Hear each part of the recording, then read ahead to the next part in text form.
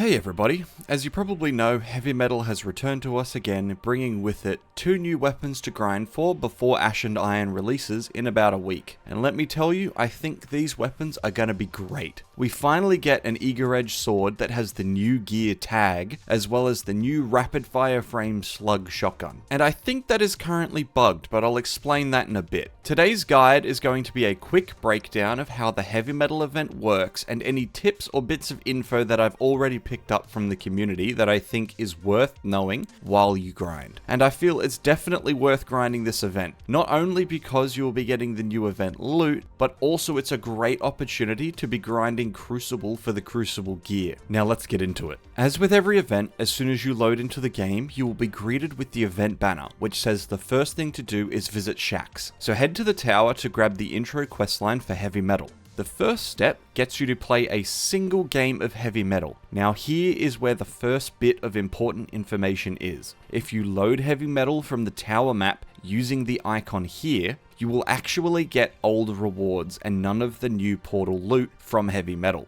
I don't know if or when Bungie plans to fix this, so for the meantime, just avoid using this to start heavy metal. Instead, what you will want to do is head to the portal and load heavy metal from the Crucible section. This way, the new heavy metal loot will drop for you at the end of the activity, as well as Crucible portal gear. Now if you're like me and you've changed your controls at some point in time but have absolutely no clue what you changed them to, don't worry, you don't actually have to search through all of your settings just to find the mappings. Quickly bring up the portal screen and head to the event tab. On the overview tab, you will actually see which buttons your controls are mapped to, so you can use this to refresh yourself if needed. Something I didn't know about until I tested the controls is that even the tanks actually have a functioning dodge, which is basically just a little speed boost. So you should utilize this to cover some ground quickly or evade an oncoming attack. But you don't have to be a brig just to do this. The goal of heavy metal is pretty straightforward. Get kills to earn points and pick up the coins for additional points and other benefits. The player with the most kills is considered the leader, and while they are the leader, their vehicle will glow golden. When a leader is killed,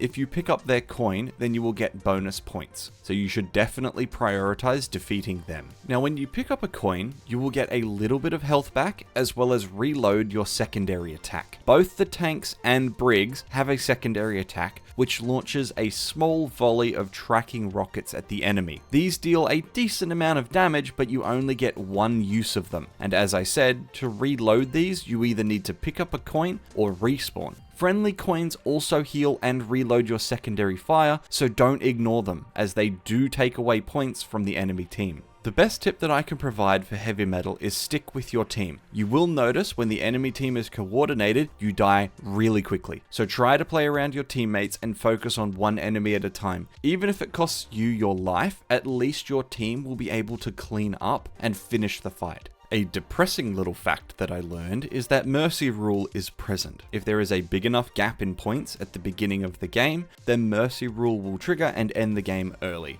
It's still possible to get the event loot by losing from this, so it might be the most optimal farm, but I'm not 100% sure about that, since the loot I got was actually a tier lower than usual. I also wasn't seeing tier 5s dropping like the Solstice event, so you'll have to get lucky or desperately grind to 450 in a week if you want these drops as tier 5s. Now after your first game, the quest will lead you to the event rewards pass to claim your first reward. Unfortunately, this isn't the speed you will level up for the rest of the event. The first level is very quick, but the rest will take a lot of games to grind through. The daily and weekly challenges provide you with a big chunk of event XP, so definitely get these done each day to optimize your playtime. The next step of the quest after claiming your reward is to complete a daily challenge. So run a few more heavy metal games until you complete one of the objectives. If you take a look at the rewards in the event pass, you will notice that all the loot is actually powerful gear. So if you're still on the grind to 450, you can take advantage of these engrams now. However, since the level cap is being increased from 450 to 550 in less than 7 days, and the leveling up to 500 will be much easier, I wouldn't stress too much about power leveling in the next few days. Now after turning in your daily challenge, the next step of the quest is to re-roll the daily challenge, basically giving you access to an extra source of event XP.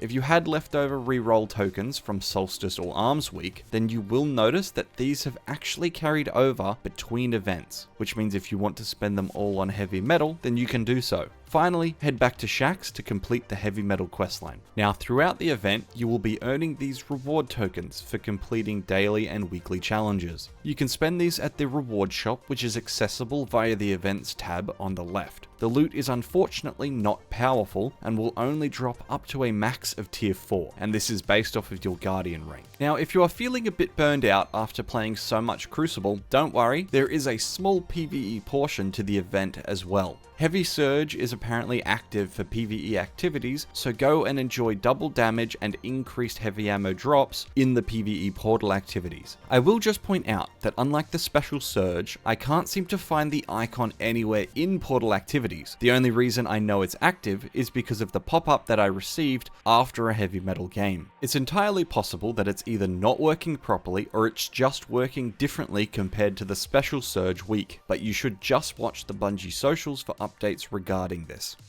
Now lastly, I want to go over the weapon rolls for both the shotgun and the sword. The shotgun Trachinus is a stasis shotgun, meaning it sits in the kinetic slot and is an entirely new weapon archetype called the rapid fire slug, meaning a fast RPM with good precision damage. In the left column, we've got some decent PvE perks like lead from gold and rapid hit, and I haven't had much of a chance to give proximity power a try, but I have heard good things about it. In the right column, I think precision instrument or chill clip are going to be the most interesting options to play around with, but I think an interesting combo would be proximity power and swashbuckler, but I'll wait to see if I can get my hands on that roll. Something definitely worth mentioning is that the assault mag is currently increasing the RPM of this shotgun by plus 50 instead of the usual plus 5. I don't know if this is a bug or is unique to the rapid fire slug frame, but having assault mag dramatically changes the gun, so you will definitely want to get a roll with assault mag as an option. I'm sure other content creators will be doing damage testing using this, so just keep your eyes open for damage numbers from them at some point in time. Moving on to the sword, Synanceia?